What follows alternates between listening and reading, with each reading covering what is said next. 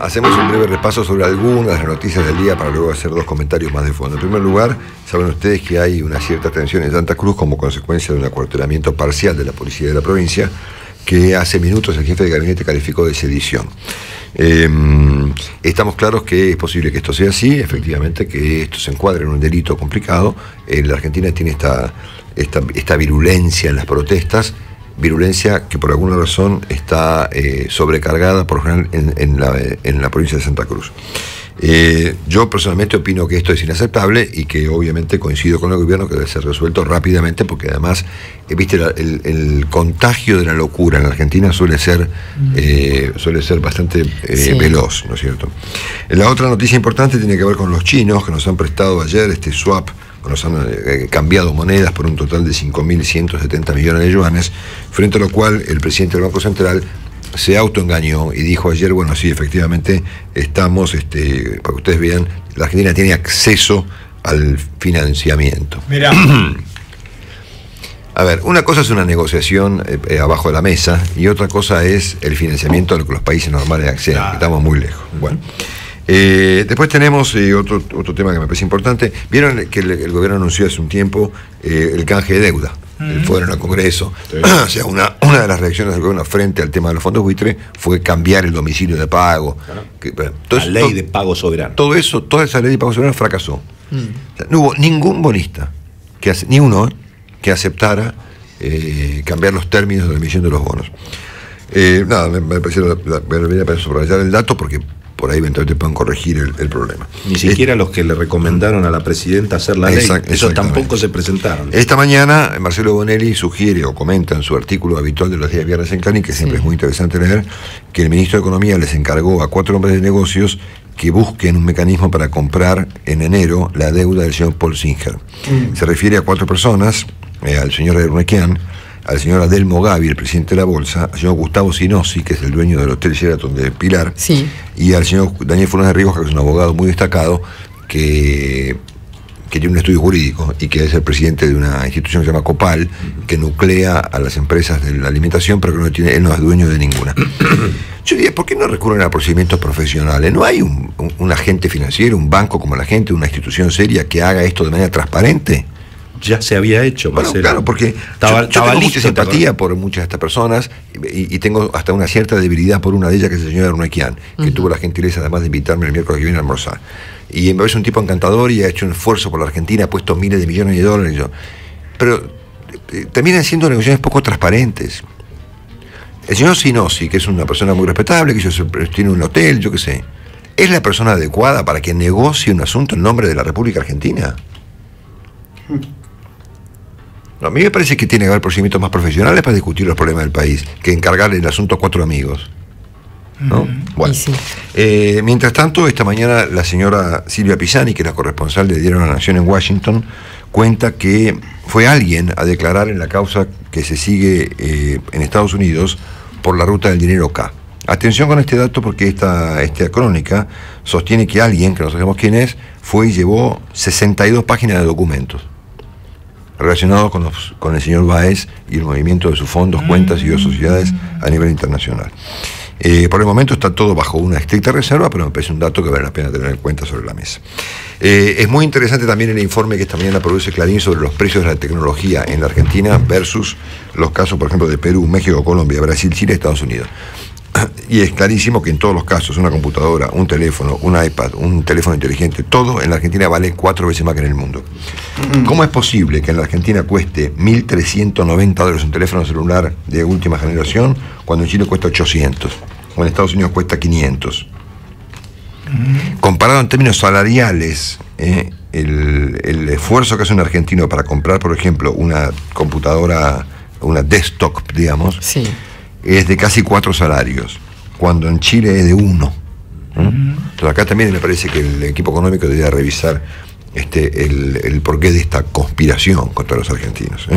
Y finalmente un comentario respecto de la cuestión de la salida de del hecho de que el propio Ministerio de Educación reconoció que hay 50.000 alumnos menos en el sistema público de educación y 300 y pico de mil menos en los últimos años. La explicación que han dado es que, bueno, que en realidad ha bajado la tasa de natalidad y que por lo tanto esto se refleja en el nivel de menor cantidad de alumnos en los colegios. Yo me imagino que las razones por las cuales hay menos alumnos en las escuelas públicas obedece a causas múltiples, ¿no? Debe haber un montón de factores que influyen. Entre ellos puede ser que la natalidad o que la gente tenga un mayor poder adquisitivo, cosa que debe ser cierta, pero que no aplica en este momento, aplicaría en el 2006, o en el 2008, o en el 2010 en el mejor de los casos, no ahora. En ningún caso las autoridades han mencionado el aspecto más visible del problema, que es la falta de calidad educativa y la enorme cantidad de huelgas, y lo complicado que se ha hecho para los chicos ir a un colegio público. Los que pueden, serán 50.000, cambian a los chicos a la escuela privada. Y de todos modos debe haber un dato que yo no lo tengo, que es que muchos de estos chicos pueden no ir a ninguna escuela a otra, digamos, claro. Ni van más a la pública ni van más a la Se van a la casa. Bueno, dicho esto, me voy a meter con los temas que más me importan, que tienen que ver con el diagnóstico de la Presidenta respecto a la economía y con estas dos leyes que vienen a operar en la Argentina ahora de manera súbita, en ambos casos con perspectivas complicadas. Ayer el presidente hizo dos comentarios, uno respecto de los diarios, que ya lo hemos comentado, y uno respecto de la crisis, y ahí va la definición a la que me quiero referir. Mi gran temor reside en que en general se instale en la sociedad que hay una gran crisis para entonces los que vengan, algunos de los que quieren llegar, vengan con políticas de ajuste fundamentados en que hay una crisis que en realidad no es tal, pero lo que se quiere hacer es precisamente revertir este proyecto político que ha generado empleo, desendeudamiento. Cuando uno ve y además escucha que van a derogar esto, que van a derogar lo otro, que van a sacar esto, que van a sacar lo otro, y cuando se produce la reacción negativa, inmediatamente rectifican. O si, por ejemplo, los ve muy de acuerdo con los fondos buitres.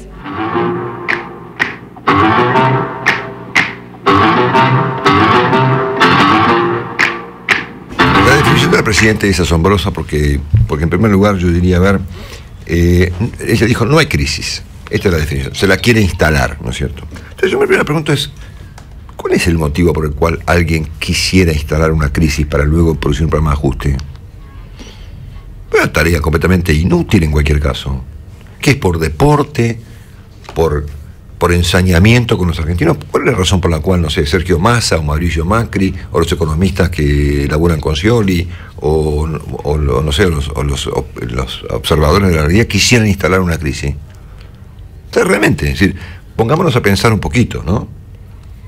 ¿Qué es un deporte nacional? ¿Un interés destructivo? ¿Un ensañamiento deliberado con los argentinos para luego hacer un plan de ajuste? O sea, a ver, si el gobierno entrega al futuro gobierno, en el caso de que esto ocurra en la economía ordenada, ¿cuál es el problema? O sea, ¿cuál es el propósito, en todo caso, de los conspiradores de desordenarla a propósito para luego ajustar? Una cosa que la presidenta debiera preguntarse por qué razón esta gente haría estas cosas. En segundo lugar, si la presidenta supone que la crisis no existe, sino que se la quiere instalar, estamos claros que acá viene la secuencia. Entonces la presidenta, en vez de orientar su esfuerzo a eventualmente ordenar la crisis o a mejorar las cosas, la orienta hacia los inventores de la crisis.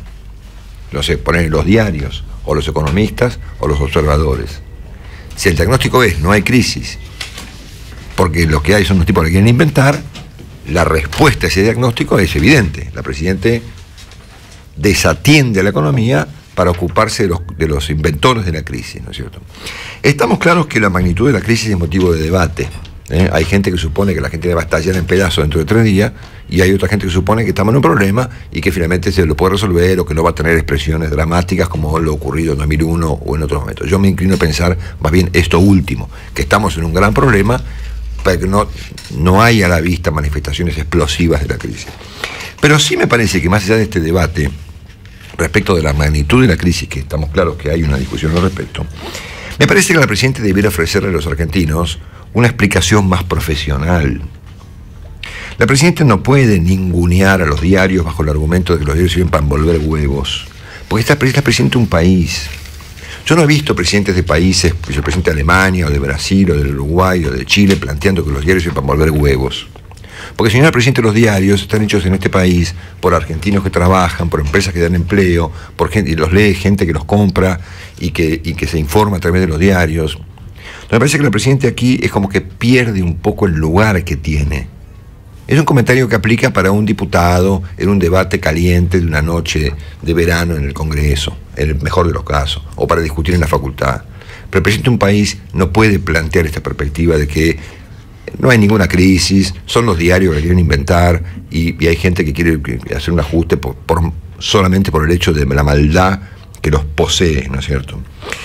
Y además, la presidenta debiera ofrecer una explicación más profesional de la economía. Por ejemplo, someterse a una conferencia de prensa con periodistas que le puedan preguntar si no les parece que la inflación, por ejemplo, es un programa de ajuste brutal sobre los argentinos, que está aplicando ella, no sus sucesores, ¿no es cierto? Entonces, a mí me da un poco de pena que la presidenta pierda la estatura de su cargo haciendo comentarios chicaneros de muy baja categoría, cuando en rigor debiera ofrecer, como corresponde, una explicación profesional, seria, de los problemas argentinos frente, por ejemplo, a periodistas que le pregunten, o un reportaje que ella pueda otorgar, o una explicación más a la altura de las circunstancias. O sea, no es una respuesta al problema argentino decir que no hay ninguna crisis, que hay unos tipos diabólicos que la quieren inventar, justamente para ajustar después sobre los argentinos, porque son unos diabólicos, y que los diarios sirven para volver huevos. Ayer hicimos un chiste con el doctor acá sobre la materia del tema de los diarios. ¿Te acordás, Alberto? Sí. Que inventamos en broma que los diarios sirven para hacer trompetita o para pegar al perro, digamos. Y después la realidad supera nuestros chistes, ¿no es cierto? Parece mentira, ¿no? Bueno, segundo y último comentario, y eventualmente el asunto que sí más me preocupa. Ayer describíamos aquí, en este comentario, un conjunto de herramientas que el gobierno ha ido creando con el tiempo. Yo llamé stock, un stock de herramientas complejas que la Presidenta y el gobierno se han tomado el trabajo de ir elaborando en los últimos tiempos.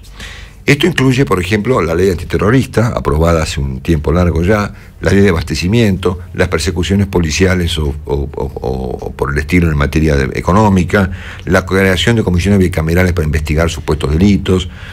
Hay un conjunto de herramientas, la reforma del Código Civil en algún sentido, la ley de medios, que constituyen, digamos, un conjunto de herramientas que eventualmente pueden ser utilizadas en una suerte de, hay que decirlo, de viraje autoritario del poder en Argentina. Ustedes me dirán, no puede ser esto, evidentemente, porque los autoritarismos no son aquí en la Argentina masivos ni tienen apoyo popular. Guarda que los regímenes que vuelcan su formato al autoritarismo suelen ser justamente lo contrario, minoritarios.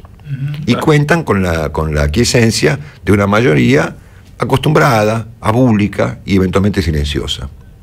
Pero la aplicación de formatos autoritarios justamente, inherentemente, son promovidos y aplicados por regímenes minoritarios. Porque si sos mayoritario no hace falta que te vuelvas autoritario, ¿no es cierto? Estamos claros que cuando Néstor Kirchner contaba, o Cristina misma, con la aprobación total de la sociedad, el proceso era mucho menos radicalizado que el de hoy en día. A medida que el gobierno va volviéndose más minoritario, se va volviendo más autoritario. Es un fenómeno muy interesante que me parece que vale la pena que algún especialista lo analice en algún momento próximo. Pero en cualquier caso, de este stock de herramientas que el gobierno ha venido elaborando, hay dos muy sofisticados.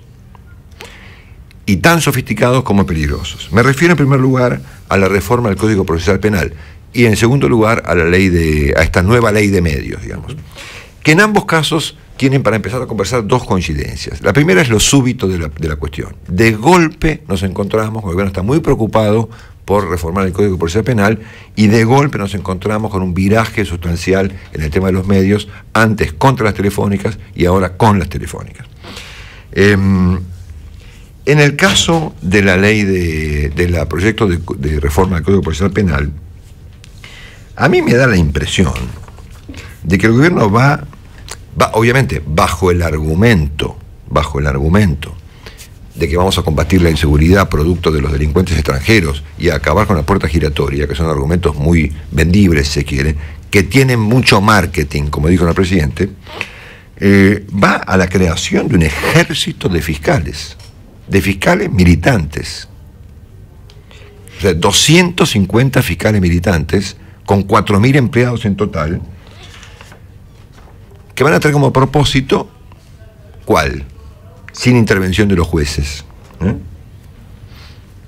Son 250 fiscales militantes al servicio del gobierno, persiguiendo personas que supuestamente han cometido delitos, no actos de inseguridad, que la Presidenta misma ha subrayado como una diferencia en su discurso de presentación del caso.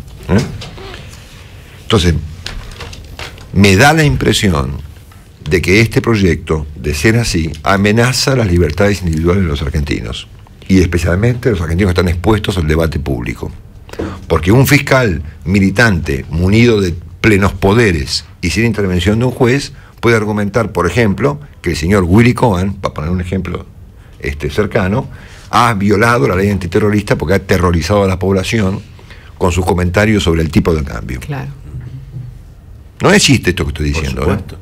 Al mismo tiempo que este proyecto puede violentar las libertades individuales y que probablemente el gobierno consiga los votos y algún sector de la oposición lo apoye bajo el argumento de que cambiamos el sistema mixto por el sistema acusatorio, el hecho de que el gobierno regule Internet a través de una ley de comunicaciones con la perspectiva inclusive de la creación de un ministerio de telecomunicaciones amenaza la libertad de expresión. Entonces, tómenme que cuando uno mira estas herramientas, este stock de elementos en su conjunto, estamos claros que la Argentina está a punto de pegar un viraje autoritario. Intervenir los teléfonos celulares hoy, Marcelo, es como intervenir un diario. Hoy la gente se informa por el teléfono celular, Ojo. Entonces, en todo caso, acá mi tarea es simplemente subrayar lo que me parece que son aspectos preocupantes de una Argentina que está volviéndose una cosa diferente de lo que era.